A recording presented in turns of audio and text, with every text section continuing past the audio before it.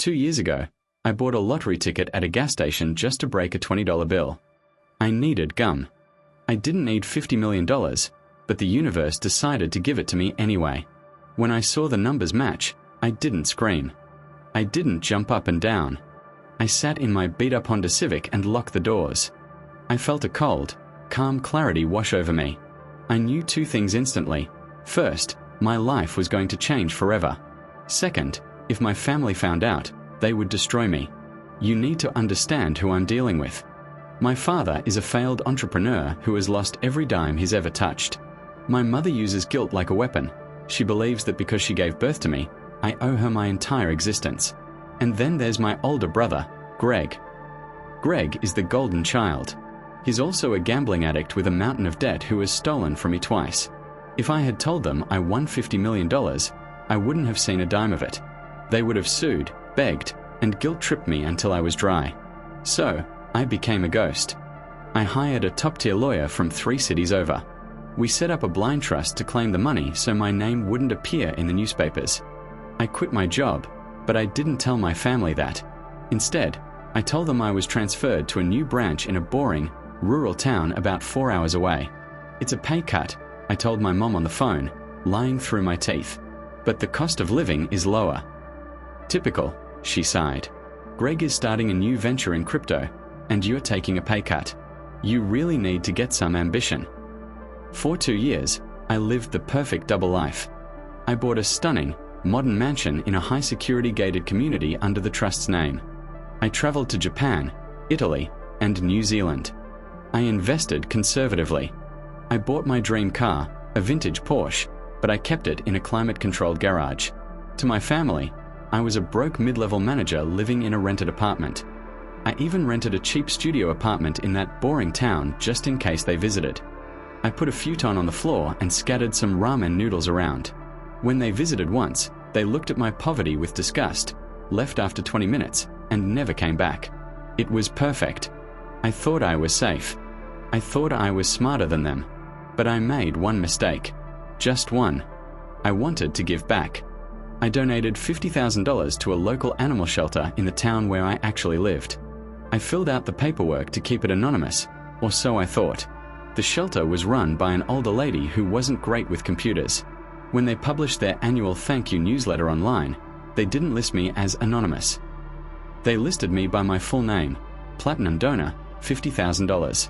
My cousin, who spends 18 hours a day on the internet, found it. He Googled the shelter, saw the town, connected the dots, and realized it was the same town I had moved to. He sent the screenshot to the family group chat with the caption, "I thought you were broke? LOL." I woke up yesterday morning to 47 missed calls. 30 from Mom, 10 from Dad, 7 from Greg. I didn't answer. I felt that same cold feeling I had when I won the lottery. I put my phone on Do Not Disturb and went to make coffee in my $8,000 espresso machine, looking out over my infinity pool. I told myself I would handle it with my lawyer on Monday. I was wrong. I wouldn't get until Monday.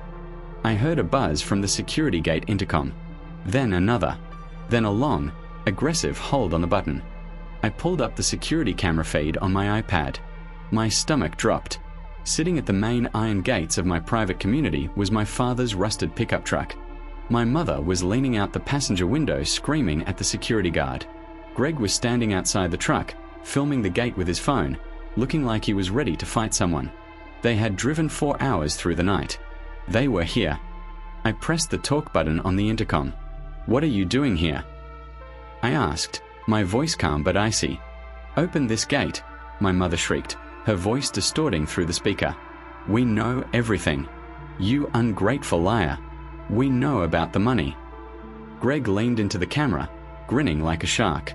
"50 million, little brother? And you let Mom drive a 2010 Toyota? Open the gate, or we are going to the press." I didn't open the gate. I didn't even argue with them. I just looked at Greg's shark-like grin on the camera feed and said 2 words, "Leave. Now." Then I hung up. I called the main security office. "There are intruders at the north gate harassing residents. Please remove them. If they resist, call the police." Watching on the monitor, I saw the private security patrol roll up in their SUV within 90 seconds. My mother threw herself on the ground, wailing like a banshee about mother's rights, while my father tried to puff his chest out at a security guard who was a foot taller than him. Greg kept filming, screaming, "This is what billionaires do to their own blood." Eventually, the police arrived. They were escorted off the property. They didn't leave quietly, though. As they drove away, Greg texted me, "This isn't over. You just declared war." For the next week, my phone became a radioactive hazard. I had to change my number, but not before archiving hundreds of texts for evidence. They cycled through 3 distinct phases of manipulation. Phase 1, the guilt trip. "Mom, I was in labor for 18 hours with you. I gave up my career to raise you. And now you let me clip coupons while you swim in gold? You have lost your soul. Dad, I'm having chest pains. The stress you're causing this family is killing me. If I die, it's on your conscience." Phase 2, the bargaining. "Greg, look, man, let's just settle this. I'm in deep with some bad guys. I need $200,000 by Friday or I'm dead. Just give me 1% of the win. That's all. $500,000 and we never speak again. Please, Dad, just buy us a house and pay off the truck. We'll sign an NDA. Be reasonable." Phase 3, the rage. When I didn't reply to a single message, the tone shifted to pure venom. "Mom, you are dead to me. I hope you rot in that mansion alone. Greg, watch your back." Then came the silence. A week of absolute quiet. That scared me more than the screaming. 2 weeks later, I was served with a lawsuit. They had found a lawyer. Not a good one. A strip mall ambulance chaser who probably took the case on a contingency fee hoping for a quick settlement. I sat in my lawyer's glass-walled office in the city, reading the complaint. It was a work of fiction so absurd it was almost impressive. They were suing me for $15 million. The lawsuit claimed 2 things. Verbal contract. They claimed that 10 years ago, during a family dinner, we had made a verbal pact that if anyone in the family ever struck it rich, we would split the earnings evenly 4 ways. This never happened. Constructive trust.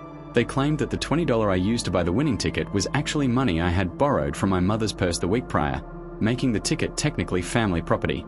This is a joke, right? I asked my lawyer, James. James didn't smile. It is a joke, legally speaking.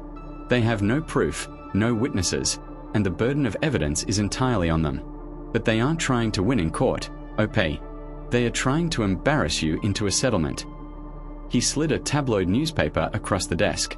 I hadn't seen it yet. Secret Lotto winner abandons sick parents in poverty.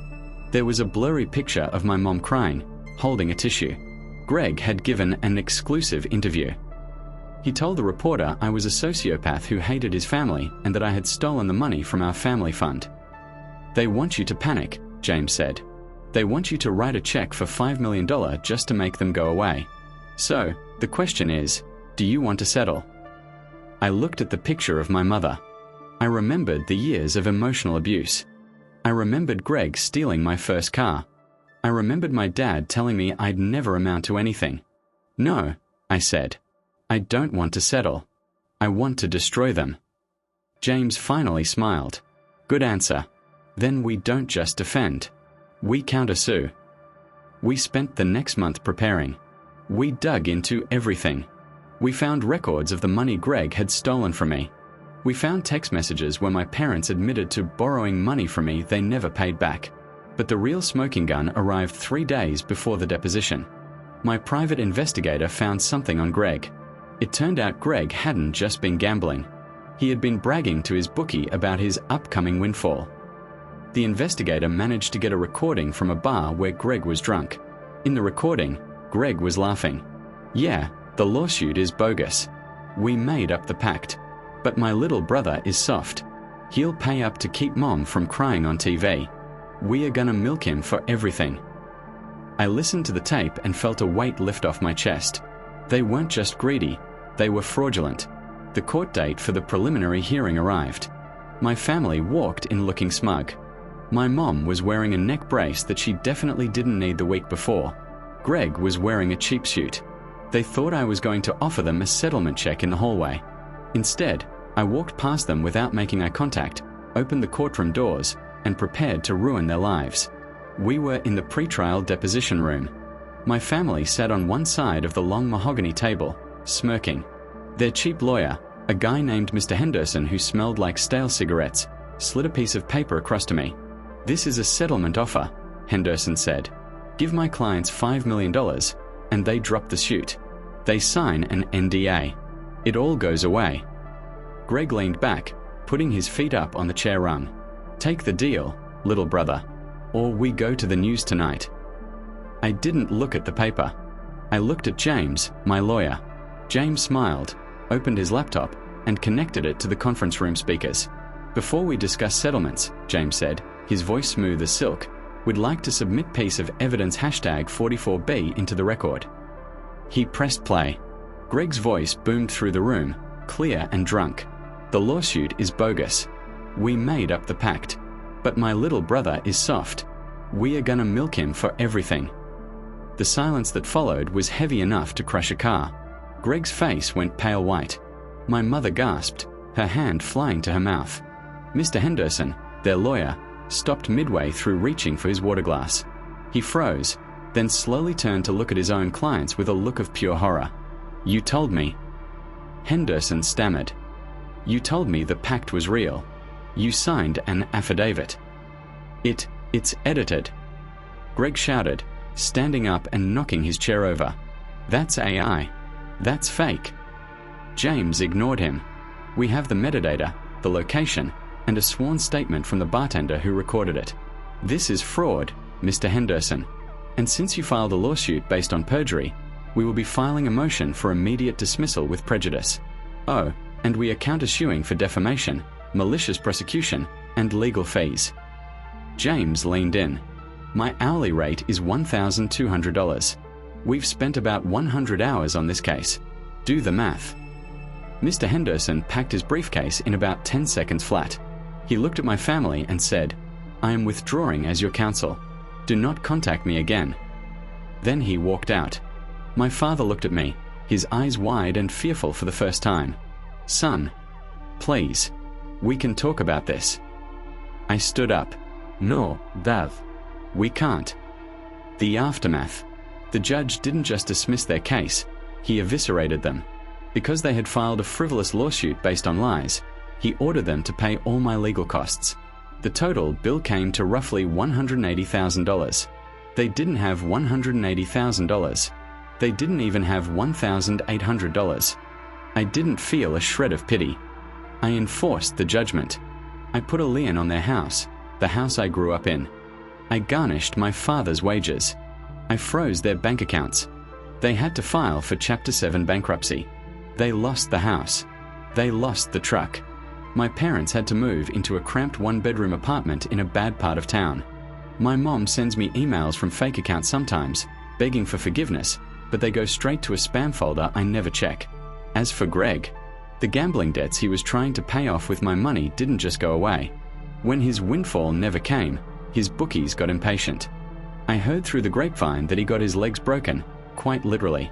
He's currently serving 3 years for check fraud related to another scam he tried to pull to pay them back. The hero's ending. I didn't stay in the gated community. It felt tainted by their visit. I sold the mansion for a profit and moved. I won't say where, but I'm typing this from a terrace overlooking the Mediterranean Sea. The air smells like salt and lemons. I have a small circle of friends here who don't know I'm rich. They just think I'm a successful day trader. I volunteer at a new animal shelter, anonymously this time. I met a woman a few months ago who likes me for my bad jokes, not my bank account. Winning the lottery didn't make me happy. Money is just paper. What made me happy was realizing that I didn't need my family's approval to exist. I cut out the cancer, and for the first time in my life, I am truly, completely free. So, to my family, if you're reading this on some public library computer because you sold your laptops, thanks for the lesson. It was worth every penny.